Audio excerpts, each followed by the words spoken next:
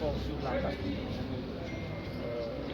Le premier intervenant, ce sera Maître Demba Ciré Badji. Après lui, il y aura Maître Youssoufa Kamara. Après Maître Youssoufa Kamara, Maître Kourechi Ba, Cheikh Kourechi Ba va intervenir. Et après Maître Cheikh Kourechi Ba, il y aura Maître Massoud Nagate.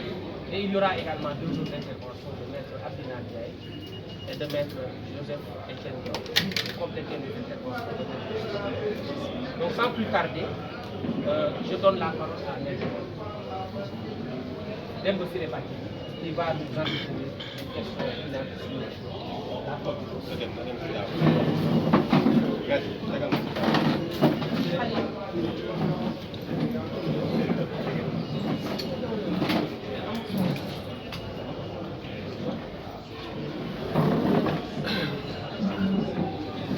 Voilà, donc je remercie Mme Bamba Cissé et je vais vous expliquer comment ça va se passer.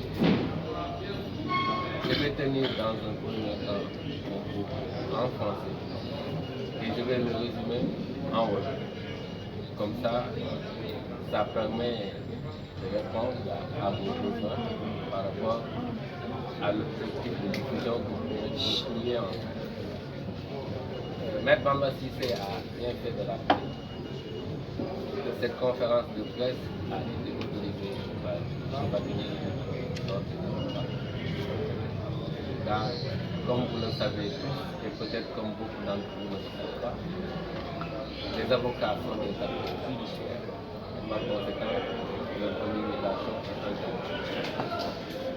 Et la sortie du procureur de la République nous donne le droit et la possibilité de répondre par rapport aux propos qu'il a tenus à l'endroit de l'autre. Et c'est la raison pour laquelle, en ce qui me concerne, mon intervention se limitera à cette question de contenu. Comme il l'a dit, ils ont trouvé un prétexte pour arrêter les choses. Mes confrères, mes bons messieurs, il m'appartient juste de vous dire quelles sont les conséquences juridiques que l'on peut tirer de l'arrestation de Ousmane Sonko par rapport à la condamnation dont il a fait l'objet. Il faut à cet égard qu'on arrête toute polémique.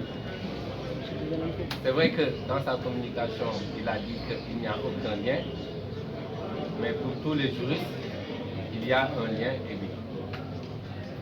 Et c'est pour ça qu'il faut que, de manière résumée, on vous explique ce qu'est la procédure de conduite. Lorsqu'on poursuit un fait qu'on qualifie de criminel, généralement, la poursuite d'un fait est encadrée dans un délai. Au-delà de ce délai, ce fait ne devrait plus pouvoir être poursuivi. C'est la raison pour laquelle, dans le droit de tradition francophone, on a imaginé une procédure qu'on appelle une procédure de contumace. C'est-à-dire que la personne est jugée à son absence pour éviter la prescription de l'action et il y a une peine qui est donnée et qui permet de poursuivre encore plus longtemps. C'est la raison pour laquelle on dit que dès que la personne est arrêtée, le jugement est anéanti. Et toutes les autres décisions qui ont été prises sur la base de cette décision, toutes ces décisions sont anéanties. Donc, vous pouvez considérer en droit aujourd'hui qu'il n'existe plus aucune condamnation par rapport à ce jugement et vont se rapporter à M. Cette décision est définitivement anéantie. Ce n'est pas moi qui le dis, c'est le droit qui le dit. Je vais vous faire l'économie des articles qui le prévoient, ce n'est pas l'objet de mon propos. Il faut juste que cela soit clair dans la tête des uns et des autres.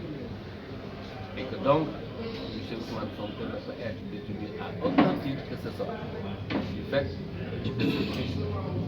Et à la limite, la procédure de jugement devrait être reprise sur la corruption. Je ne vais pas m'épancher par rapport à ça. Je pense que le moment venu, les avocats n'ont aucune difficulté. démonter une telle chose. Je voulais juste que cela soit clair parce que pendant longtemps, on a entendu les gens dire quand est-ce qu'on l'arrête, pourquoi on ne l'exécute pas, etc., etc. Donc cette histoire-là, je voulais qu'elle soit claire aux yeux des uns et des autres. C'est terminé. Je pense que c'était là l'essentiel de mon propos dans le cadre de cette conférence de presse. Parce que quand on vous dit qu'il n'y a pas de lien, c'est comme si un jour on pouvait encore exiger de cette question.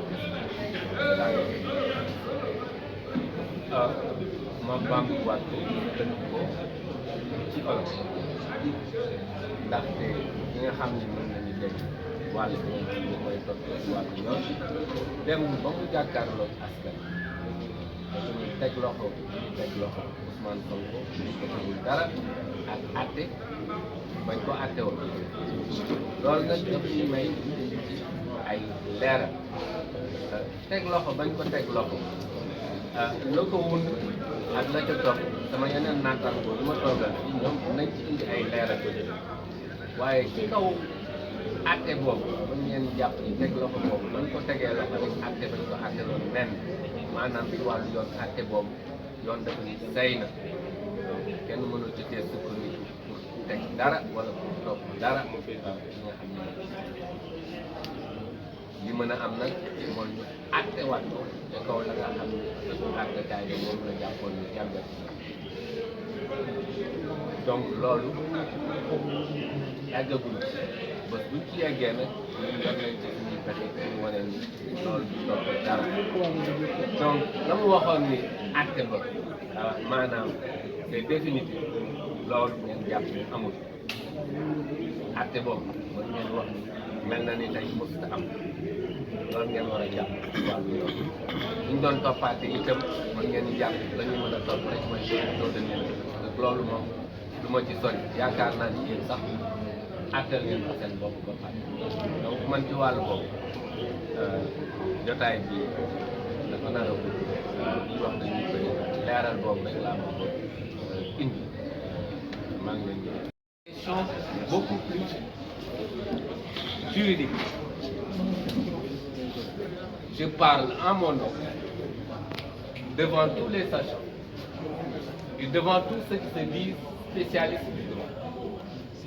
Et je les invite à mener ce débat et à me contredire. Nous avons écouté M. le procureur de la République dire qu'il poursuit M. Ousmane Sonko, appel à l'insurrection et a invoqué un certain nombre de dossiers. Mortal combat, force spéciale, commando, cocktail molotov, combat final. Je parle aux juristes.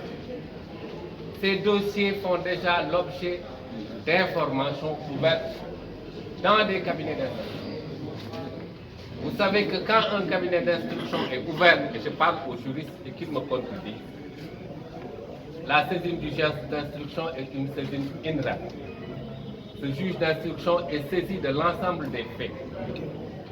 Et c'est ce juge d'instruction qui doit identifier toute personne qu'elle pense avoir participé à l'infraction et l'interpeller. Et ce juge d'instruction, si au cours de son enquête découvre des faits nouveaux, transmet le dossier au procureur de la République pour qu'il puisse prendre le réquisitoire supplétif. Cela veut dire quoi en droit? Cela veut dire que toutes les enquêtes qui ont été menées et qu'on veut rattacher à ces faits sur la personne de Ousmane Sonko n'ont aucun fondement juridique. Cela veut dire également en droit, nous avons ce qu'on appelle le principe de l'irrévocabilité de la saisine du juge d'instruction et de l'indisponibilité de l'action pénale. Cela veut dire que le monsieur procureur de la République, en dehors des saisines de ces juges, ne peut plus mener aucune action, encore moins ouvrir une information sur la base de ces dossiers. Cela veut dire que toute enquête qu'un officier de police judiciaire a pu faire par rapport à ces faits, en dehors d'une délégation judiciaire, n'a aucun fondement juridique. Et ce que je dis, je le dis et j'interpelle tous les juges. Donc ce qui a été invoqué pour servir de prétexte pour poursuivre Ousmane Sonko n'a aucun fondement légal. S'agissant du prétendu vol à l'arraché, je rappelle que contrairement à ce qu'on dit, c'était une citoyenne. C'était pas un gendarme. Et je rappelle également que je me serais attendu à ce qu'on poursuive cette personne pour avoir filmé une personne à son insu.